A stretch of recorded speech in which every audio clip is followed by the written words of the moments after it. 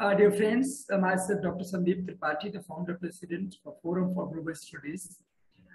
Today, I'm more delighted and feel privileged to have a renowned scholar, a young mind from Israel on this topic, energy and geopolitics, particular zero carbon energy and reshaping the 21st century.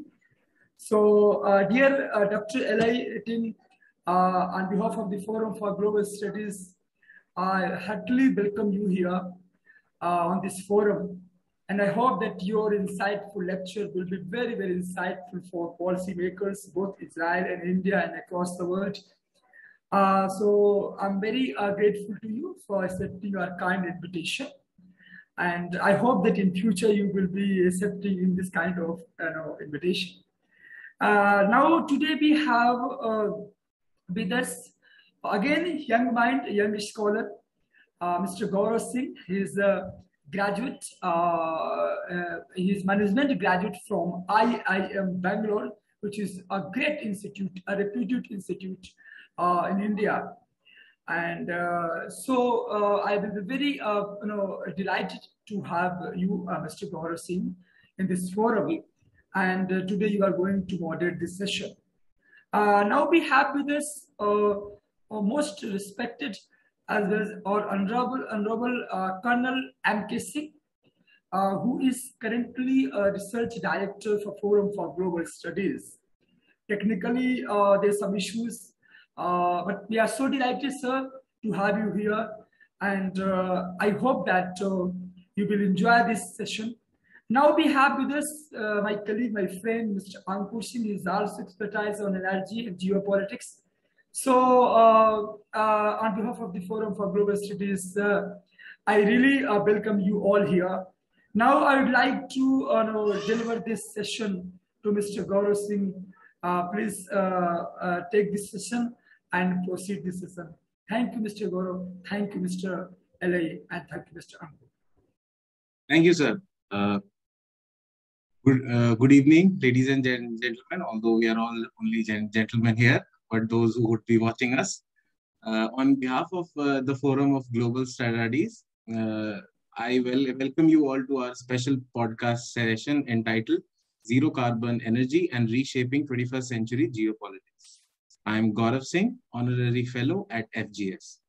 Our session today seeks to uncover the currently underway changes in geopolitics and the prospective changes that are anticipated in the light of emergence of zero carbon energy across the globe. So without further ado, I would like to welcome Dr. Elai Rettig. Dr. Rettig is an assistant professor at Bar Ilan University, specializing in energy security, foreign policy in the Middle East. His research examines patterns of conflict and cooperation over shared energy resources and the role of oil, natural gas, and renewable energy in shaping national security policy in Israel and its surrounding region. Prior to joining Bar Ilan, Dr. Rettig was the Israel Institute Fellow in Israeli and Environmental Studies at Washington University in St. Louis.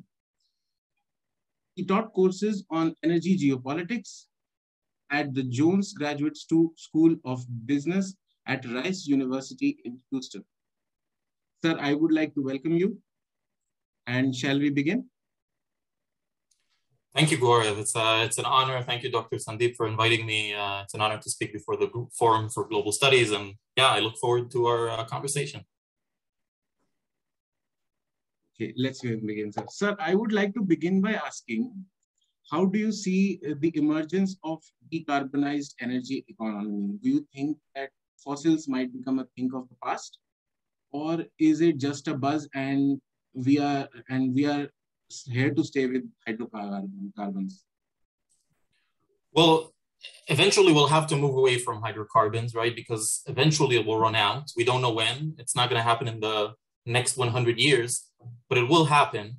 However, there's a big gap between the discourse, between reality and what we want reality to be.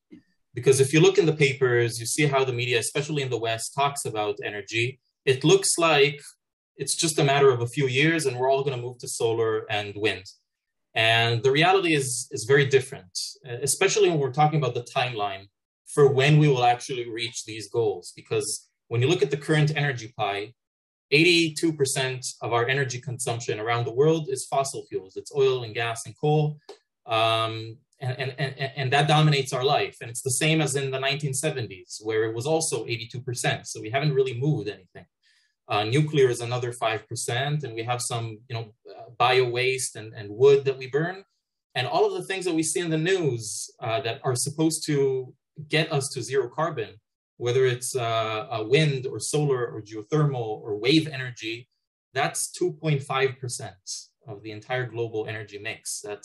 It's a drop in the ocean, and it's going to take us a lot of time to get there, more than we would like to admit. And there are a number of reasons for why this gap exists between how we talk about this in public policy and in the media versus the reality. The first is that this is a very Western discussion so far. It's a Western discourse.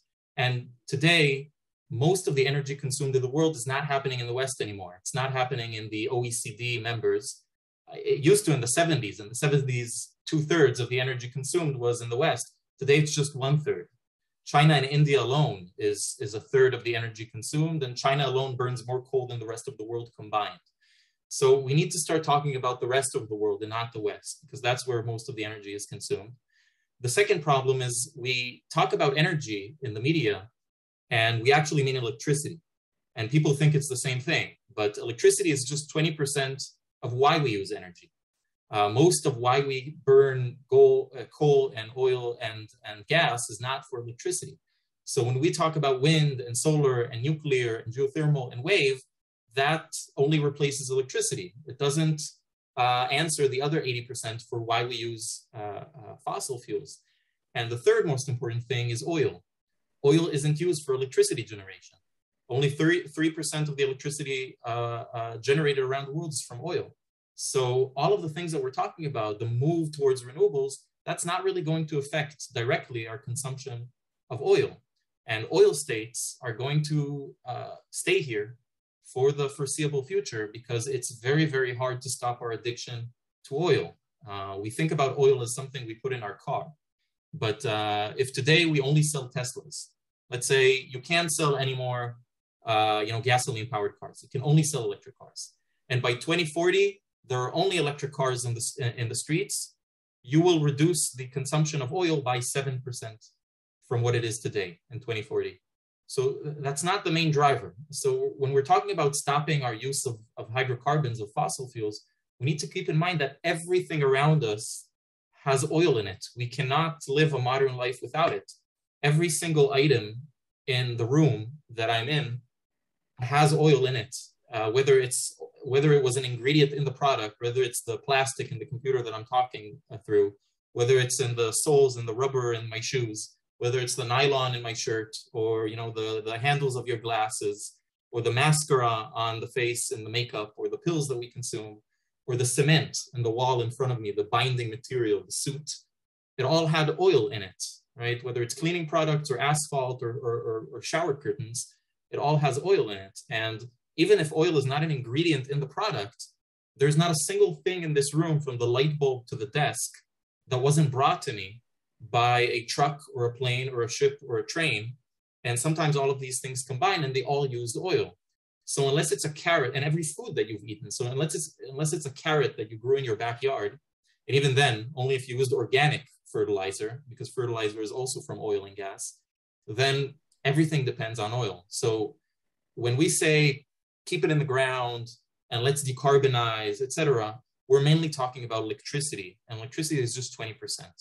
The rest, we don't have immediate technological solutions for a lot of it. We might have in the future hydrogen and maybe nuclear-powered chips and things like that, but these are going to take time, more time than we would like to admit, definitely not 10 years. And so if you're in oil-rich country, your kind of threat perception is a little longer. You have more time to adjust to this new economy than maybe what the media is talking about. So it will happen, it has to happen, but it's going to take some time. But eventually, as we move to electric cars, as we find better technologies, hydrogen, our consumption of oil is going to go down. Our consumption of hydrocarbons are going to go down, but it's going to take a while. And when we're talking about net zero, that's probably not going to happen without technologies that we still don't have yet. Whether it's new nuclear technologies, whether it's direct carbon capture from the air. And those are things that we need to develop. But I'm not trying to be pessimistic, but it's going to take some time before we get there. So, sir, in any case, we do expect we do take an assumption of technological progress in this whenever we discuss zero carbon economy or decarbonization. Assuming that alternatives would emerge, and we know that fossil fuel economy has played a key role in the establishment of the current world order, especially in global trade. The domination of US dollar or the petrodollar is one of the, in fact, the anchor of the domination of the United States in global trade. So whenever this process does takes underway, what are the precise pressures in international political economy do you see that might emerge as renewable energy increases its share of consumption? And what might be the fate of the petrodollar? I mean, assuming whenever it happens, happens.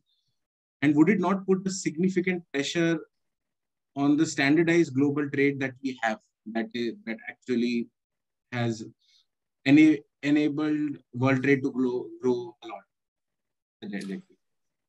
Yes, I mean, I would say eventually we will use less hydrocarbons, and the strength of the dollar depends in big parts over the key issue that we sell and buy our fossil fuels in US dollars. And it is bad news for the US, kind of taking that out of the equation. The worst news is that you don't really need to wait until oil demand goes down for that to happen. It's enough that the Arab Gulf states, Saudi Arabia and the UAE, decide that they don't want to sell their oil in dollars anymore, and you already get that effect. So it could come from political reasons much before it will come from technological reasons. And that's a big threat. It might happen sooner than we think. Regardless of renewables, but just because of geopolitics and the fact that the US is disengaging from the Middle East. It has its own sources of oil, and the current administration is more critical of Saudi Arabia than the previous one. And there are talks that Saudi Arabia will start selling oil not in US dollars.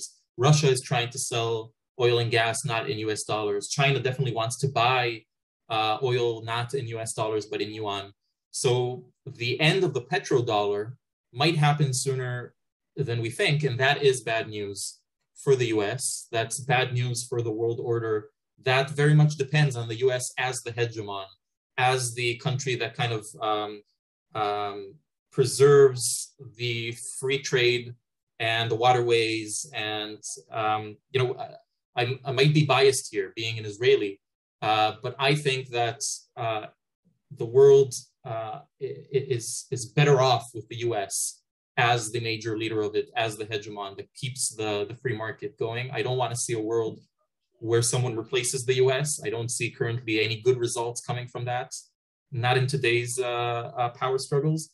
And that's bad news. And the US has a dilemma because it needs to strengthen its relations with the main oil exporters, mainly with the Gulf states, with the Arab Gulf states, and make sure that the alliance between the two sides remains strong.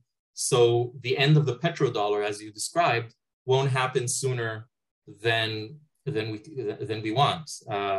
If the dollar becomes very, very weak and the US's role in world order kind of weakens with it, then the US economy will shrink, and the US will start to kind of centralize more to its own problems. It already has that problem. On the one hand, we're dependent on the US for world order, and the petrodollar is doing good for, the free world, the democratic world. But the US is paying a price. The US citizens are paying a price because they're being stretched thin. We tend to think about the US as this very rich place paved with gold, but between New York and California, there's a whole America where that's not the situation, where people live a difficult life and the infrastructure isn't good, and bridges are falling. I lived for a few years as a postdoc in the Midwest, and it's not what you would think when you think about the US. And the more the US's economy will struggle, the more they will want to center on their own problems, and they do have a lot of problems, and not want to deal with everybody else's problems.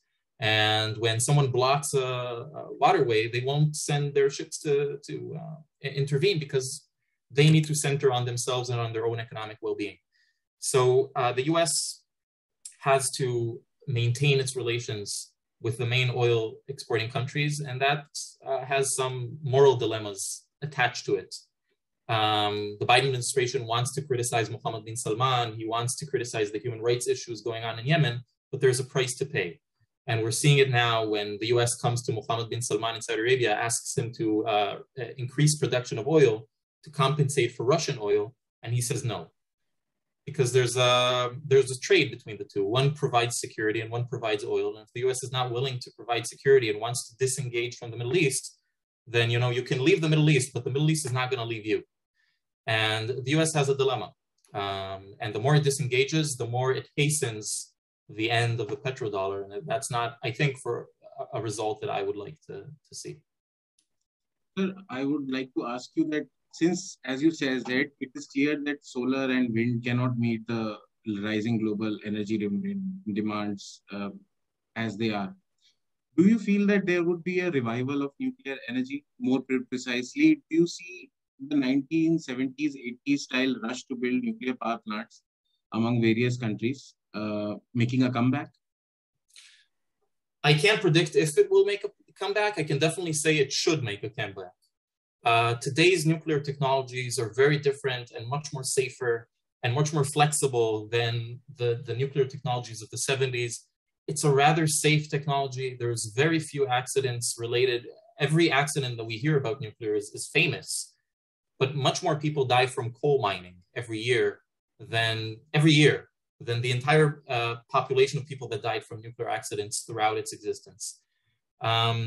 When we're talking about small modular reactors, reactors that you can put on a truck or in a ship, that is a very, very good source of non-CO2 energy generation, and it's going to have to be the future if we want to get there quickly, if we want to decarbonize quickly. There's of course a lot of challenges there, political challenges, environmental challenges, what to do with the waste. But the main challenge is that free markets don't like nuclear energy.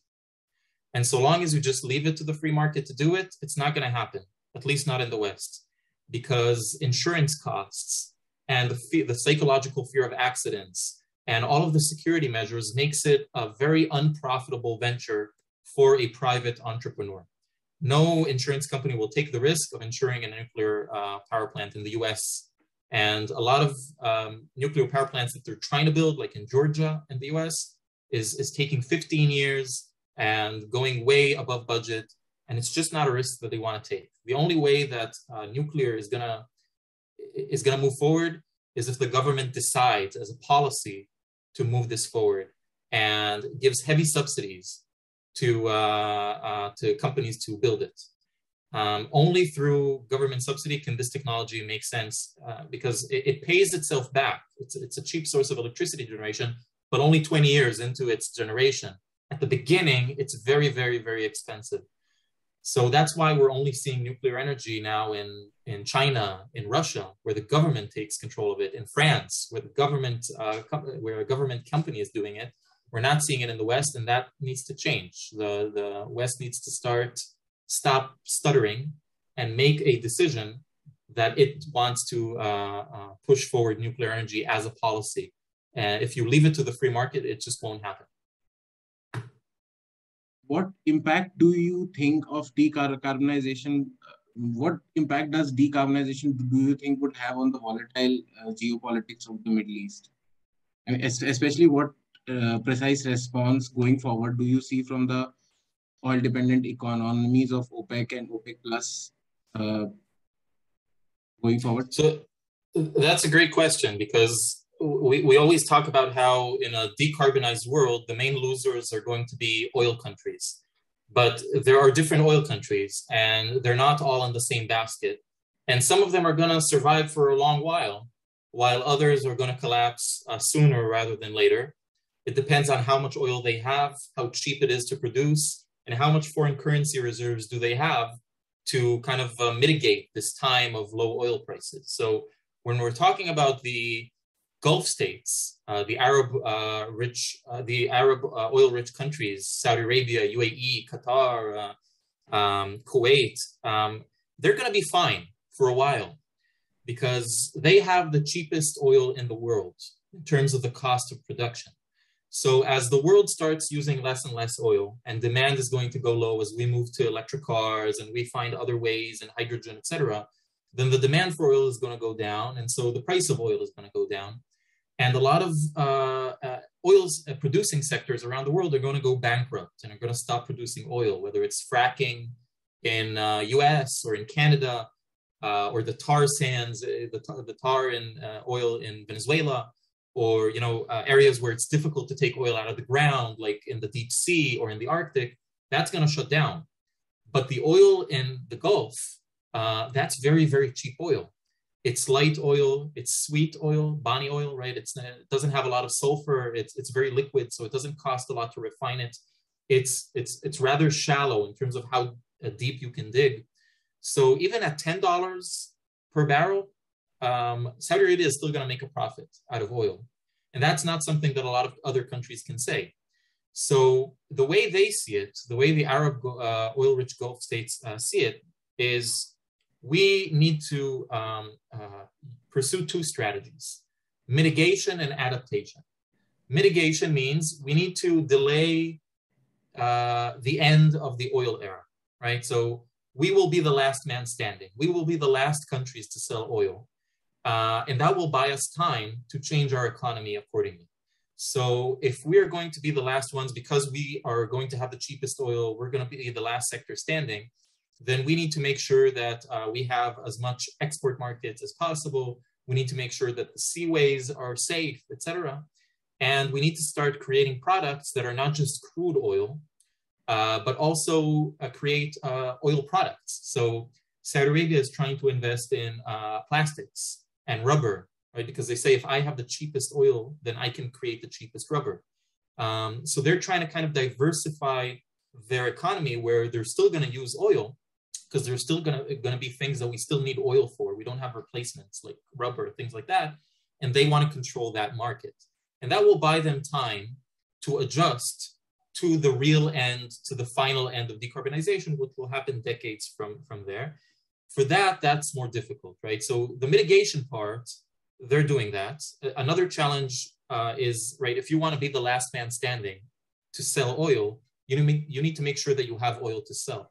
And one of the main problems that they have in the Gulf is population boom and a lot of waste of domestic consumption.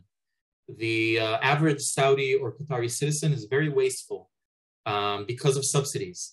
Oil is free, electricity is free, water is free, and water is from water desalination plants. So that also takes up a lot of energy.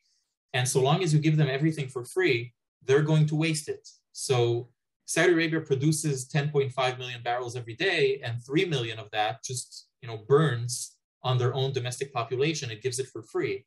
That's oil that it could export outside and make the money that it needs to kind of delay the end of the hydrocarbon economy. So they need to find ways to cut subsidies for their citizens to free up more oil, but they can't, because once you cut subsidies in those countries, people go out to the streets and they protest against their government. We're seeing this right now in Iran, where they're trying to cut subsidies and people go out to the streets and call for the fall of the president. Some of them for the Ayatollah, but most of them just of the president and the economy there. So they have a challenge. They can't really cut subsidies. They don't have, the whole social contract there is based on, we give you free stuff and you don't demand democracy. So you have to keep giving them free stuff, and they're going to continue to waste it. So the solution that they have is they need to find other ways to generate electricity. and they need to find other ways to generate energy for their domestic population that is not based on oil and gas. So that will free the oil and gas to sell and to gain the revenue. So they're investing in renewables. You suddenly have solar panels in Saudi Arabia, and you have a nuclear power plant in UAE, and you have Saudi Arabia investing in hydrogen because they're looking for other ways to generate energy. So not for environmental reasons, but so they could free up the oil and gas to sell. And that's just the mitigation. That's just to delay the end, doomsday.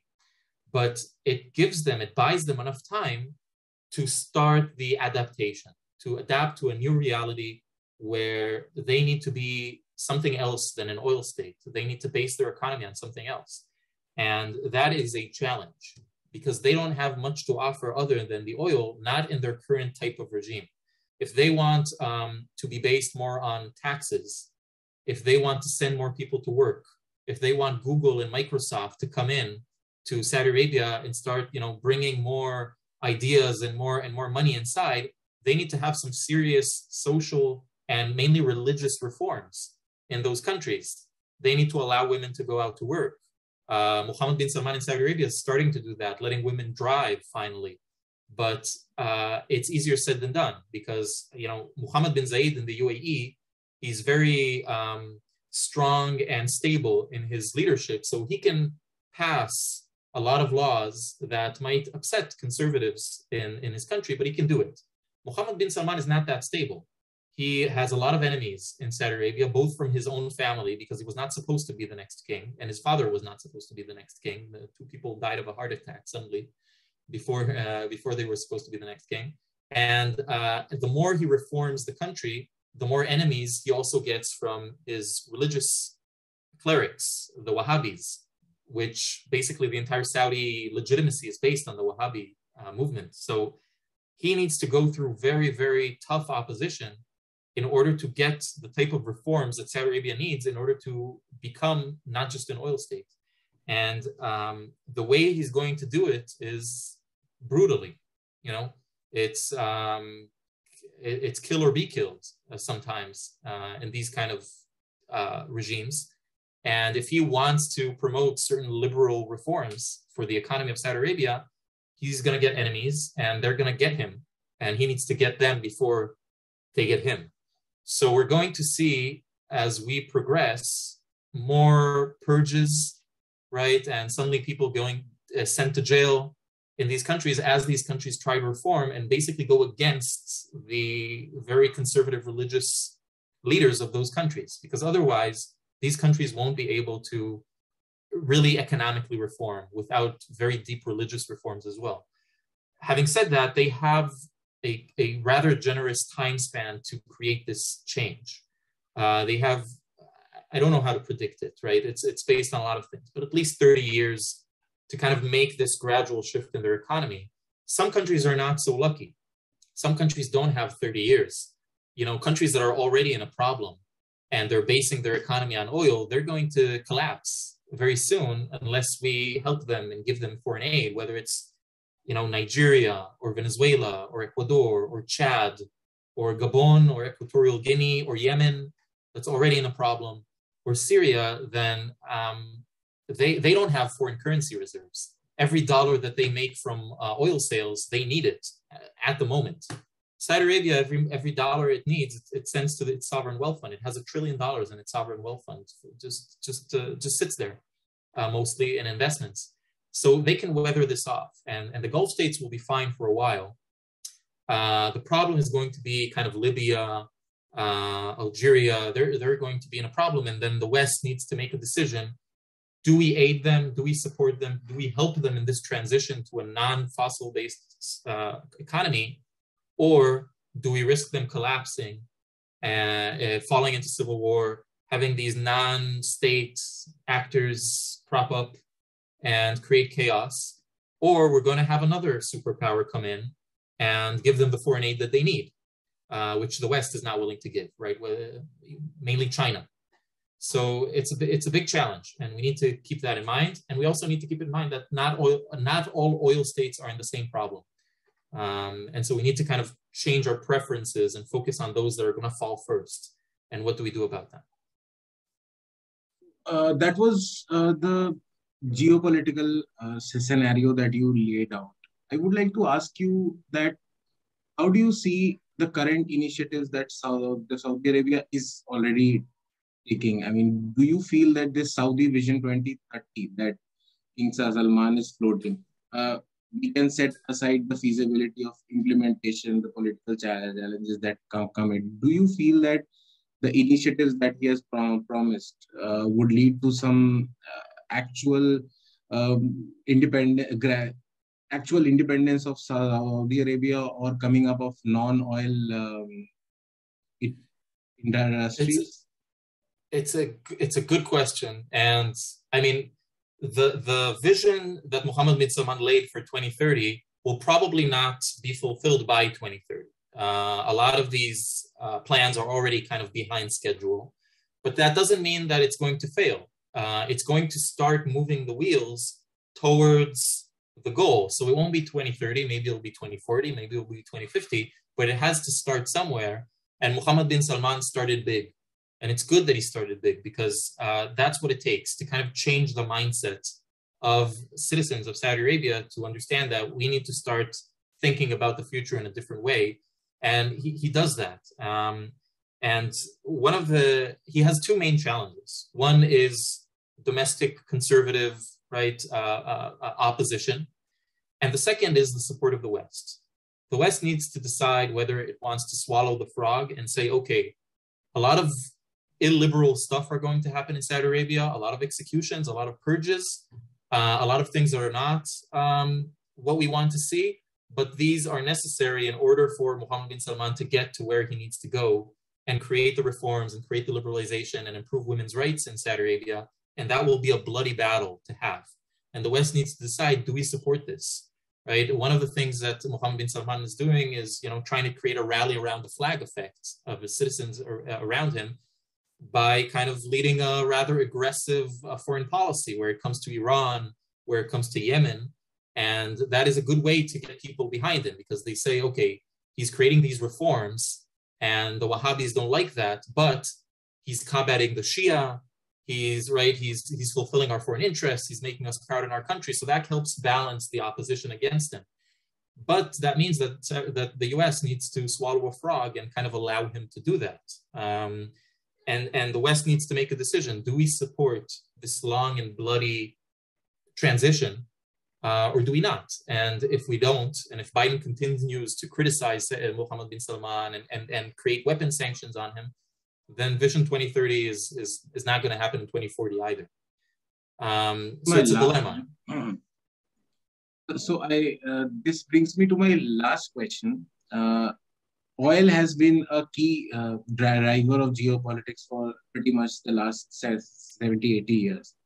Now that this renewables wave is emerging and renewable infrastructure depends heavily on rare earth minerals, something whose production China almost entirely dominates.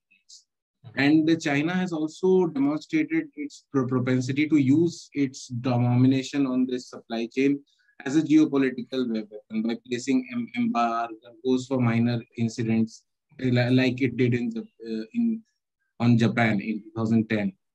Do you think China would emerge as an next energy superpower? And if yes, what response do you feel the Western world and the Quad in Asia would have this towards this threat to their energy security?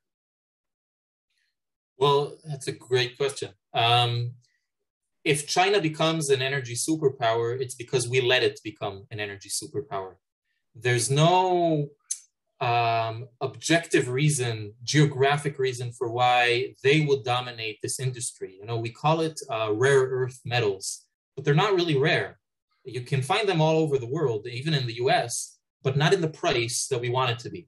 So if you want it cheap, then you do it in China and in Congo. You get cobalt that you put in your smartphone from the Democratic Republic of the Congo because it's cheap, because children do it.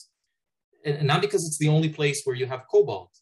And so we're allowing China to kind of corner the market of rare earth metals and of solar panel production and turbine production, not because it's the only place we can do it, because they offer it very, very cheap. They don't give, basic workers' rights. Salaries are not big. So, and we want to promote, electric cars and batteries and turbines. So we want it to be cheap, so it can compete with fossil fuels. So we let China do it.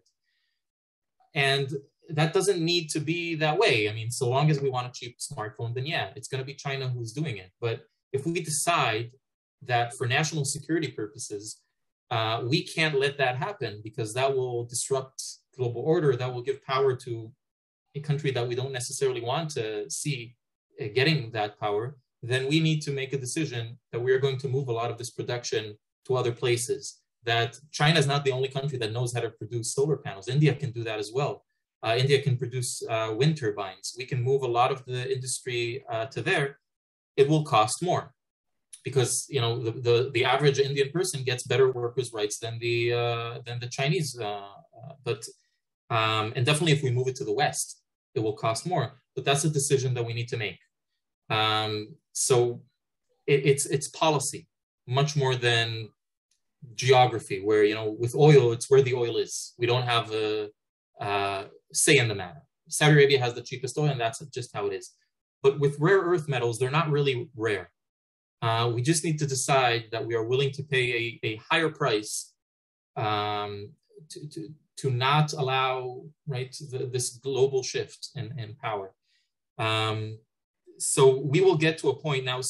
Right now, it's comfortable for us to allow China to corner this market, so long as we don't feel a threat. So long as, you mentioned that embargo that they did on Japan, but they also canceled that embargo very quickly, because they realized presenting themselves as an unreliable supplier of chips and rare earth metals is not a good thing for China to do, because then we won't allow them to corner the market. We won't look the other way.